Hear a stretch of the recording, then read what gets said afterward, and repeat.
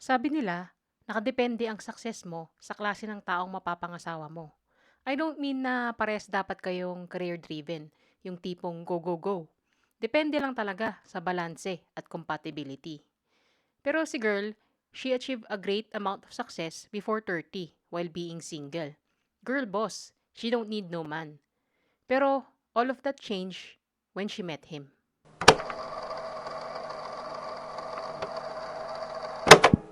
Huay Pai, Kongcham District, Ubon Ratchathani, Thailand.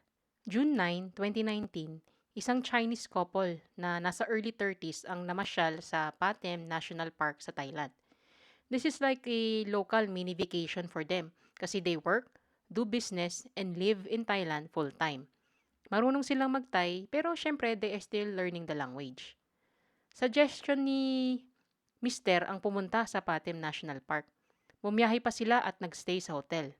3 buwang buntis si Mrs. at the time so di siya sure kung tama bang mag-hike sila roon. Pero inassure naman siya ng mister na ni-research niya ang lugar at siniguradong sa madadaling pat lang sila maglalakad. Dagdag pa ng mister na makakabuti ito pang distress.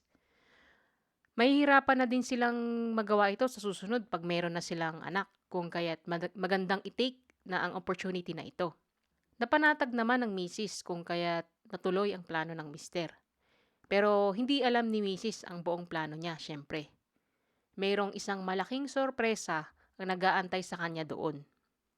Isang sandali, picture perfect moment at feeling high in the clouds si misis sa romantic gesture ni mister.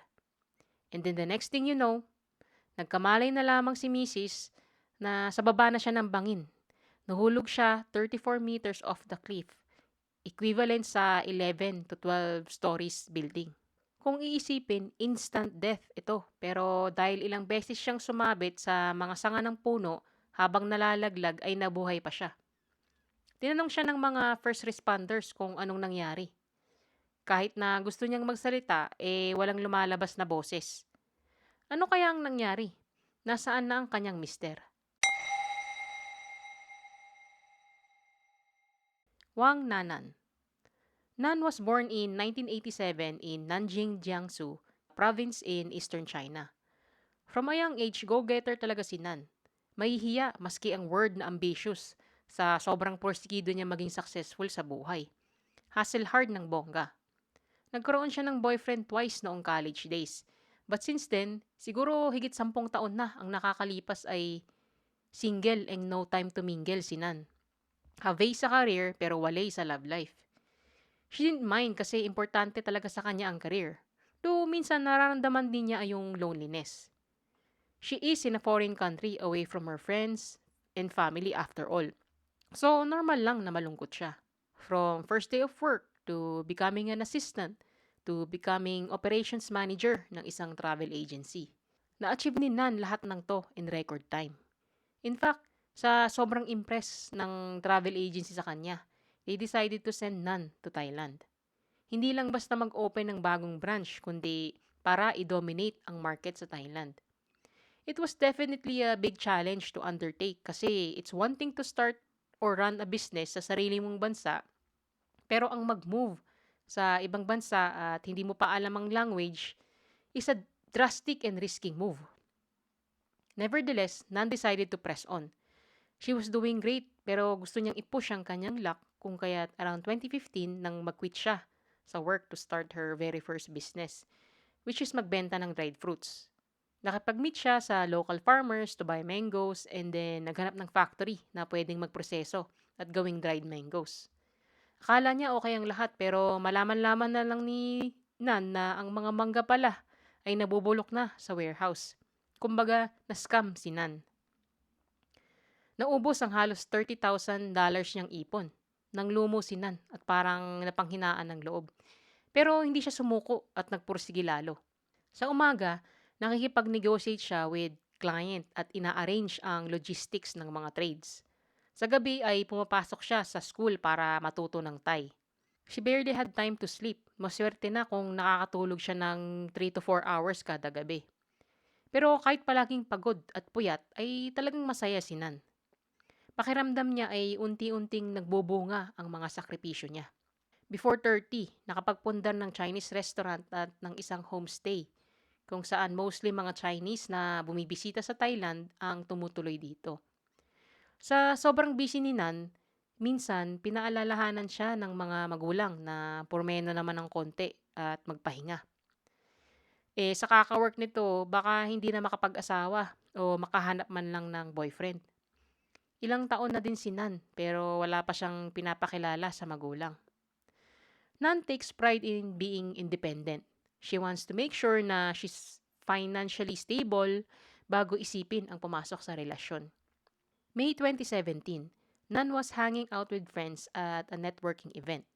They were having drinks and chatting away. Unbeknownst to her, mayroon ng isang lalaki na nagngangalang Yu Xiaodong ang nakatitig sa kanya. Mesmerized, parang na love at first sight. Yu Xiaodong. Xiao was born in 1986 in Jiangyin, Jiangsu, although he would claim to Nan that he was from Nanjing. He claimed to be a successful businessman, but he was definitely hiding something. He appeared to be a hopeless romantic, yung tipong hindi mo alam kung kikiligin ka sa sobrang sweet o kikilabutan ka kasi ang creepy or cringy masyado. Nang masilayan ni Xiao Sinan sa networking event noong May 2017, napahanga siya. Maganda, mukhang mabait, at successful pa. Sure yun, mapera. Inobserve muna niya ang mga galawan ni Nan at humanap ng tiyempo para magpakilala. Nagpakilala siya at nung simula medyo awkward pero nung nabanggit niya kay Nan na taga Nanjing din siya, medyo nag-open up si Nan. Ganun naman usually, di ba, when you're in a foreign country, tapos may mamit kang kababayan, lalo pat you speak the same dialect. Instant connection, di ba? Kasi parang for that moment na kasama or kausap mo sila, you feel home. Nagpatuloy sila sa pag-uusap, pero eventually parang na-bored din si Nan kasi hindi na about business papunta ang topic nila. She was not getting the hint na nakipag-flirt na pala si Xiao. Akala pa naman ni Xiao ay may spark. Pero kahit nawala na ang interes sa kanya ni Nan, naintriga siya. Lalo siyang na-charm at na-attract sa seemingly cold, passionate woman na ito. So, sinubukan niyang i-add sa WeChat si Nan. Pero deadma. Naisip nila na hindi naman sila magkaparehas ng linya ng work, so there's really nothing to gain. So ayun, reject. Start of a relationship. Try and try until you succeed, ang motto ni Xiao pagdating sa pagpursue kay Nan. Hindi siya tumigil sa pag-add kay Nan hanggang sa nagbunga ang pagpupursige niya dahil finally, inaccept na siya ni Nan sa WeChat. Isang araw may naiwan na mga important documents si Nan sa common friend nila. Frustrated si Nan siguro dahil masyadong busy ang araw niya. Tapos kailangan niya yung mga documents. Siyempre, si Xiao to the rescue. Hindi ko alam kung paano nalaman ni Xiao pero agad siyang umaksyon para personally i-deliver ang mga documents. Nag-thank you naman si Nan at bahagya silang nag-usap. Sumagi sa isip ni Nan na pursigido talaga itong si Xiao. Umeffort pa na iabot sa kanya personally ang documents. Mukhang may balak na i-ask out siya for a date. Taliwas sa kanyang akala, after ng kaunting pag-uusap ay nagpaalam na si Xiao. Napahanga naman si Nan dahil dito. Inisip niya na Xiao was being respectful of boundaries. Di gaya ng mga ibang lalaki na nagpakita ng interest sa kanya before, masyadong mga aggressive. Yung reserve and subtle approach ni Xiao na to work like a charm. Mula noon, mas napapadalas na ang pag-chat nila hanggang sa lumalabas na sila together. Palaging kinukuha ni Xiao ang bill after kumain para siya ang magbayad. Pag may mga namimiss na pagkain si Nan from her hometown, dumadayo pa si Xiao kung saan.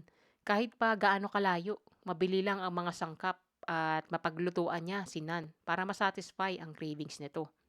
Nagtitake din sila ng Thai lessons together para mas maging bihasa pa sa lingwaheng ito. Pag may mga nababanggit na gustong bagay o lugar na gustong puntahan si Nan, noted agad sa utak ni Xiao. Nan is starting to like him better. Not as much as her career just yet, pero she is definitely getting the feels. I mean, sino bang hindi? Napakagaan niya sa loob. Maasikaso, responsable, financially stable. At yung tipong pag may dumaan na problema, you know he's gonna be there for you. At higit sa lahat, nukno ka ng sweet. One time, nag-send ng napakahabang message si Xiao. Kakagising lang ni Nan nun at yung nilalanggam na kasitan or I don't know, medyo OA, creepy na yung message, depende kung saang angulo mo titignan, ang bumungad sa kanya ng umagang yun. Ito yung summary ng message niya. Nagsimula ito sa kanyang ideal partner. Gusto ko ng babaeng balingkinitan na nagmula sa South, maganda, mahaba ang buhok, mahinhin at may delikadesa, independent, masayahin at palangiti. Hindi masyadong maganda ang kinalakhan ko, kaya hiling ko na sana ay mas mataas ang pinag-aralan ng mapapangasawa ko para magabayan ang aming mga magiging supling. Mahinahon, may mabuting asal pero career-driven. Na love at first sight ako sa'yo, at alam kong ikaw na ang gusto kong makasama hanggang sa pagtanda. Maraming nagpapakasal ng dahil lang sa tumatanda na at nape-pressure dahil sa family pero hindi sila masaya. Pero tayo, pinagtadhana talaga. Ang inaasam kong buhay may asawa ay puno ng pagmamahal at nang makilala kita, sure akong ikaw na yon. Gusto kitang alagaan panghabang buhay kahit pasanin ko ang paghihirap at paghihinagpis mo sa buhay. Pag naging tayo, sigurado mayroon tayong happy ending, sariling pamilya at mga anak. Tuturuan natin sila ng mabuting asal. Pag lalaki, pwede siyang matuto ng martial arts, mag-workout at maging mabuting lalaki, gaya ko. Pag babae, tatratuhin natin siyang parang prinsesa, at paglaki niya makakahanap siya ng lalaki na magmamahal sa kanya ng buong puso, gaya ng pagmamahal ko sa'yo. Hindi ka na mag-iisa, malulungkot at masasaktan dahil nandito ako. Pag pamilya na tayo, puro kasiyahan ang mararanasan mo, pati sa career, magbo-boom ito lalo. Magtatrabaho tayo ng maigi para magkaroon tayo ng magandang buhay. Makakapag-retire with better conditions ang parents natin. Ang mga bata naman ay magkakaroon ng mas mabuting edukasyon, maayos na tirahan, mamasyal kung saan-saan. Pag matanda na tayo, kahit pa nasa Bangkok, China o maski Europe pa tayo, ikaw at ako, solid. Kung akala mo aksidente lang ang pag-meet natin, ako alam ko ng tadhana ito. Sana tanggapin mo ang pag-ibig ko, hawakan ang aking mga kamay at magsimula tayo ng panibagong yugto sa buhay. Grabe, di ba? Ang intense. At this point, they were dating for around 2 to 3 months pa lang. Pero my God, the promises, all these flowery words. Remember though, super tagal ng single ni Nan kung kaya't napaisip siya na baka ganito lang talaga pag hopeless romantic ang tao. Like, normal ba ito? Sa gitna ng gabi, nagsisend ng ganoong kahaba ng message. Super random. Like, Nan is not even sure how to feel about this. Hindi pa niya napoproseso ng buo yung message kasi wala nang time, papasok na siya ng trabaho. Nang biglang bumungad sa labas ng pinto ng bahay niya si Xiao. Oh my God, anong ginagawa mo dito? Buong gabi ako nandito mula nang sinend ko yung message. Habang tinatype ko kasi yung message na yan, na-miss kita lalo. Eh hindi din naman na ako makatulog. Kaya pinuntahan na lang kita. Kaso pagdating ko dito, naisip ko na tulog ka pa. Kaya ayaw naman kitang istorbohin. Nagantay na lang ako dito sa labas hanggang sa magising ka. Personally, I don't know how to feel about this. Kayo ba guys, pag sa inyo ginawa yan, sweet ba? Creepy? Or deadma? Naisip na lang ni Nan na, ganito pala talaga pag hopeless romantic. Kung sa bagay, pag pares sila ng pag-uugali, hindi siguro mag-workout ang relationship nila kasi sobrang career-driven ni Nan. Baka hindi na lang sila mag-usap sa kabisihan. Pero dahil A for effort si Xiao, ramdam na ramdam ni Nan na seryoso talaga siya. Niyaya ni Xiao si Nan magpunta ng beach, nag-rent pa ng 2 malilit na kabayo. At one point, habang pasikat na ang araw, bumaba si Xiao sa kabayo at tumayo sa tabi ni Nan. Tinignan ang mga mata at sinabing, I can be your Prince Charming. Oh, cringe.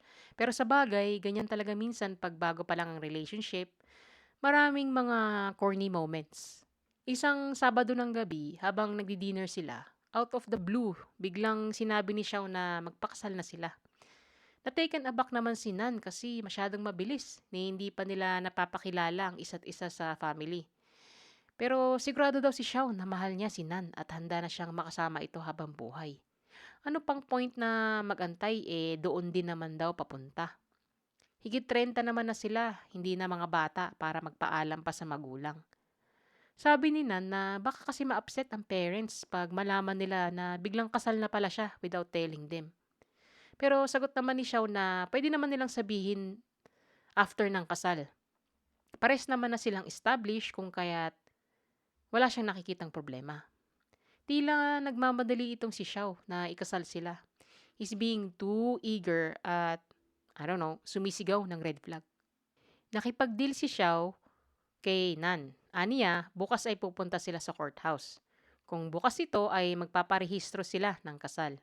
Si Nan thinking na it's crazy kung open sila ng Sunday. They never open on Sundays. Kung kaya't pumayag na lang ito. And guess what? Siyempre, tama ang hula nyo. Bukas ang courthouse.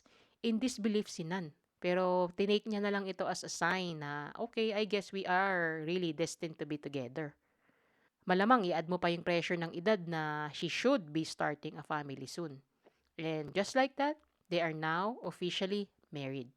No wedding ring, no honeymoon, no parents. I don't know kung sinong witness ang pumirma ng marriage certificate nila. Kasi 'di ba kailangan nun at the very least. The drastic changes. Usually, pag nagsisleep over sila sa places ng isa't isa, kinabukasan, rise and shine, go go go sila to achieve greater things. Pero the very next day, after ng kasal, hulaan nyo, ano ang nangyari? Xiao became a changed man. For the worst. Pagising pa lang, imbis na bumangon agad para maghanda ng breakfast at mag-ayos papasok ng work, anong ginawa? Wala. Humilata at naglaro lang sa phone.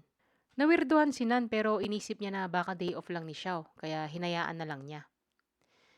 Pag uwi niya sa bahay, ayun, nakahiga pa din at naglalaro sa phone. Unbelievable. And for the following days, my God, ganun pa din. Like, sino tong lalaking to? Anong nangyari sa maasikaso, sweet, ambitious na lalaking pinakasalan niya? Gone. Dati-rati, natulong pa si Xiao maski sa resto ni Nan. Pag super busy or may nag-call in, volunteer agad si Xiao, all around pa sa resto kung saan siya kailangan. Ngayon, nako, maswerte nang sumama siya kay Nan sa resto. At pag sumama pa, literal, sasama lang, pero uupo lang din doon at maglalaro sa phone. Like, what the heck happened? One time pa sa resto, may daladala si Nan. Siguro may konting basang portion sa hagdan, kaya nadulas siya at nalaglag. Pero anong reaction ni Xiao? Mga friends, deadma lang. Kay rebels ganun. Nadala pa sa ospital si Nan. Yung mga resto staff what the F is wrong with this guy? Asawa niya ba talaga to? Tapos nung nalaman ni Nan na buntis siya, ang ogag, sabi lang, ayaw niya magka-baby. Di siya handa. Ipalaglag na lang daw ni Nan. Pero kung gusto niyang ikip, bahala siyang mag-alaga dito. The nerve, diba? Palamunin na, salot pa. At this point, ewan ko kung paano pa siya natitiis ni Nan. Siguro dahil occasionally, minamasahe siya ni Xiao, pinaghahandaan ng breakfast, at nilalambing. Alam niyo yung classic narcissist act, pag nagiging distant ka, ilalove bomb ka. Pag nahook ka na sa kanila ulit, magsisimula na naman ang emotional abuse nila. Also, kadalasan, pag naglalambing si Xiao, may kasunod na kailangan niya ng pera. Sa simula, medyo di kalakihan. Hanggang sa palaki ng palaki ang hinihingi, kaya nagtataka si Nan. At isang araw, kinonfront niya si Xiao at doon na nalaman na nalulunod na ito sa gambling. Umamin si Xiao na malaki ang kanyang utang at hinahabol siya ng mga violenteng loan sharks. Nagmakaawa si Xiao na tulungan siya at hindi na daw niya uulitin. Pumayag si Nan na ibigay ang half, pero ang half ay kailangan daw pagtrabahuhan ni Xiao. Maski ibigay na niya ang resto or pag-asikasuhin niya si Xiao sa mga trading business nila. Heck, pasasahuran pa niya ng doble o higit pa si Xiao para lang mabayaran ang natitirang utang. Naisip ni Nan na baka kaya siguro nagbago si Xiao ay dahil depressed ito. Pakiramdam niya na hindi na siya makakabangon pa sa utang kung kaya pinili niyang tulungan ng asawa. Of course, nagpakitang gila si Xiao ng mga ilang araw bago bumalik na naman sa dating gawi. Isang araw habang nagpe-prepare pumasok si Nan sa work ay nakatanggap siya ng tawag mula sa accountant niya. Tinatanong kung bakit siya naglabas ng $700,000 from her account. Nagulat si Nan kasi obviously hindi siya yon. Aalis na sana siya para imbestigahan kung anong nangyari. Baka na-scam siya, diba? Nang mapansin niyang, oh my God, nawawala ang kanyang wallet. Pati ang mga importanteng documents nila ni Xiao nawawala din. So confirm kung sino ang nagnakaw ng pera. Tinawagan niya ng maraming beses si Xiao, pero syempre, wala nang sumasagot.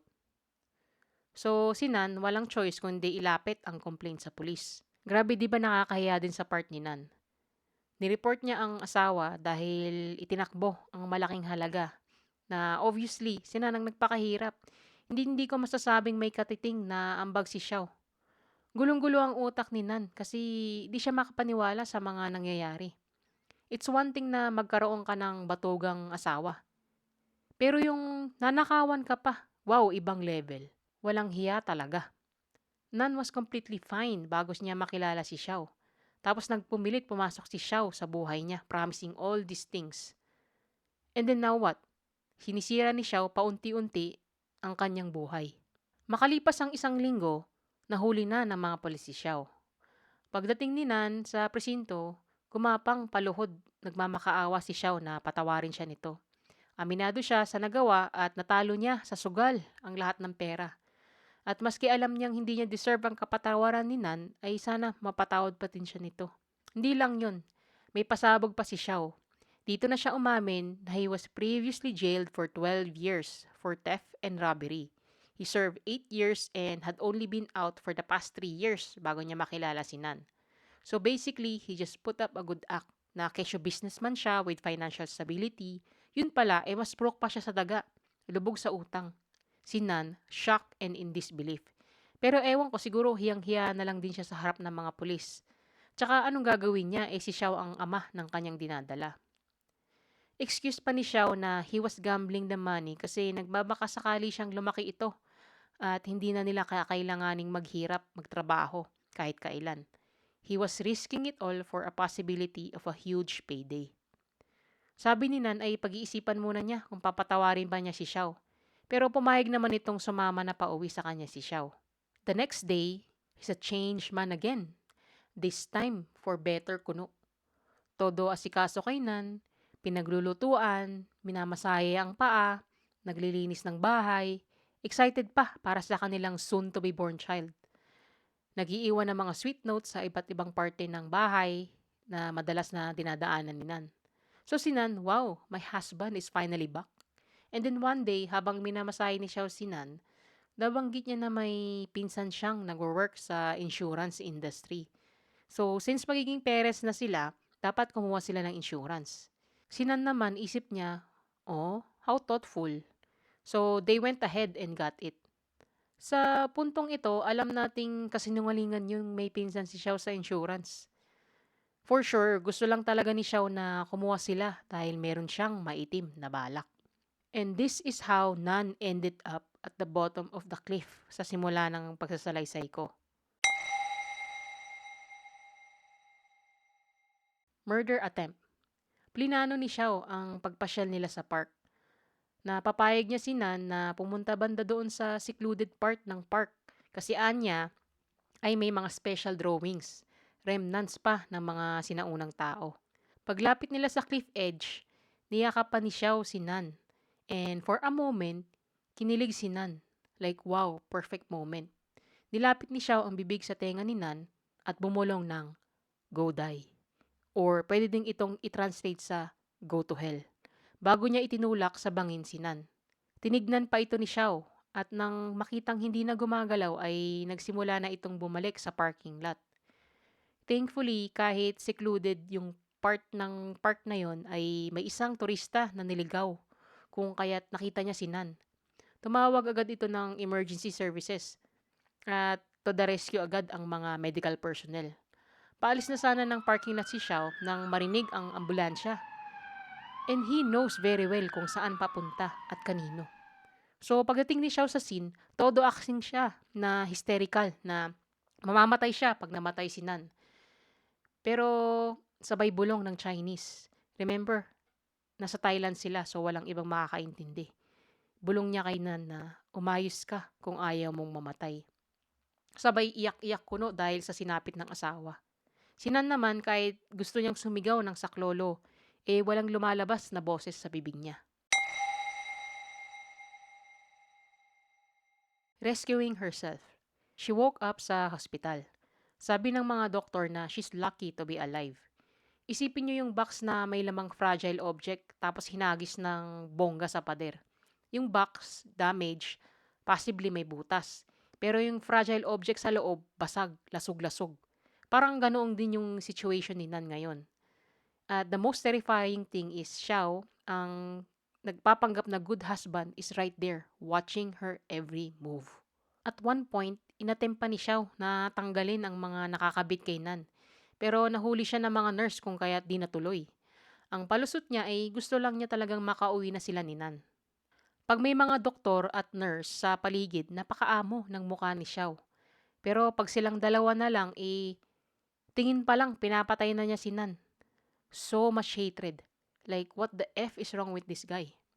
Fortunately, one time, nang sinabi ni Nan kay Xiao na paano mo nagawa sa akin to in Chinese habang humihikbi. Merong palang isang nurse na nakakaintindi ng lengguwahe nila. So, inalert niya ang mga pulis. And now, the unfortunate thing happened.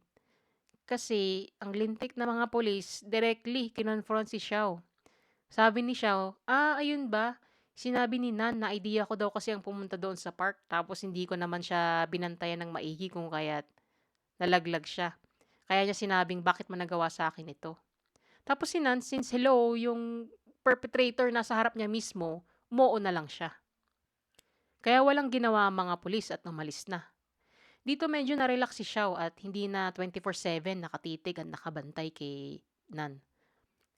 Kunti-kunting pinakiramdaman ni Nan ang mga nurse hanggang sa isang araw nang magkaroon siya ng lakas ng loob at natsyempohan niya na wala si Xiao, dito na siya nagsabi sa nurse. Tinawag naman ng nurse ang doktor para mag-isip ng plano. The next time na nagbabantay si Xiao, sinabihan siya ng doktor na dahil masyadong madami mga bisita lately at masyadong congested na sa loob ng ospital, may bago silang patakaran na pwede na lang magpunta at magstay during visiting hours. Since panatag na ang loob ni Xiao, umuo na lang ito. Pero sa mga susunod na araw, dito na umaksyon ang mga tao para tulungan si Nan. This time, pinangako ng pulis na maayos nilang iimbestigahan. Basta sabihin lang ni Nan lahat sa kanila ang nalalaman niya. She did and they followed through and arrested Xiao and brought him in for attempted homicide. Mga 10 months after ng insidente, around March 2020, nagsimula ang trial. Si Xiao, wala man lang ka-emosyon-emosyon and he even pleaded not guilty. Pero nang presenta ng state ang motibo ni Xiao, like kung anong magigain niya for murdering his wife, una malaki ang utang nito kung kaya't pera ang habol niya. Plus mga properties na pagmamayari ni Nan. And who could forget yung life insurance? He would have gained 3 million USD. My God, Xiao would have walked away a rich man kung hindi siya nahuli. Pero karma's a bitch. He was pronounced guilty and sentenced to life in prison. At dito lang siya naging emosyonal. Pero hindi pa tapos ang paghihirap ni Nan. Dahil bukod sa arduous physical, emotional, mental therapy na pagdadaanan niya, ay biruin nyo, nagawa pa ni Xiao mag-appeal, resulting in a second trial. And guess what? Dahil daw there was not enough concrete evidence, bumaba sa 10 years in prison na lang siya. Like how? Like what? Baka hindi pa tapos mag-heal si Nan, nakalabas na tong kolokoy na to. Pero wait lang guys, bago nyo ibalibag yung phone nyo, laptop o TV, pasalamat sa Diyos at nagkaroon pa ng third trial. At dito na nga, Thailand Supreme Court sentenced him to 33 years and 4 months in prison. Nakakalungkot kasi ibig sabihin pwede pa rin siyang makalaya though he'll be old then. Pero mas maigi sana, 'di ba, kung life in prison na lang. Grabe yung ginawa niyang abuse at pinagtagkaan pa niya ang buhay ni Nan. He was a master manipulator at talagang sasaidin ka niya hanggang buto. Pero yung nanay niya isang konsentidor. And you know what? Let's not even go there kasi ang haba na nito. Saka baka puputok na ang butsi nyo sa galit. Just know that in Xiao's case, the apple doesn't fall far from the tree. After sustaining 17 fractures, 100 steel pins sa loob ng katawan, and was confined to a wheelchair for 3 years, after ng sobrang daming surgeries, she was able to stand and walk unaided finally. In fact, Nan is doing better than expected. Last April 2024, bumalik siya sa Patem National Park to get rid of her fears and was also reunited with her rescuers to thank them properly for saving her life. At nito lang September 2024, she gave birth to a baby boy through IVF. She's rebuilding her life and appreciative sa outpouring support ng mga tao. She tried bago dumating sa buhay niya yung kolokoy na yun. And she will and she can soar even higher now that she is free and healing. Ano sa tingin nyo guys? Yung paglalove bomb ba ni Xiao kay Nan nung simula pa lang ay alam nyo nang isa siyang big walking red flag? Or baka naman may kakilala kayong ganoong din ka-intense, hopeless romantic through and through, pero mabait at sincere naman. Masyado kasing mabilis ang mga pangyayari. Kaya guys, kayo, mag-iingat kayo. Kilatisin muna ng maigi ang mga jowa bago mag-commit sa panghabang buhay. Thank you for joining me on today's episode. Kung nagustuhan mo ito, kindly like, subscribe, and hit the notification bell para kita-kits ulit tayo next time. See you again! Bye!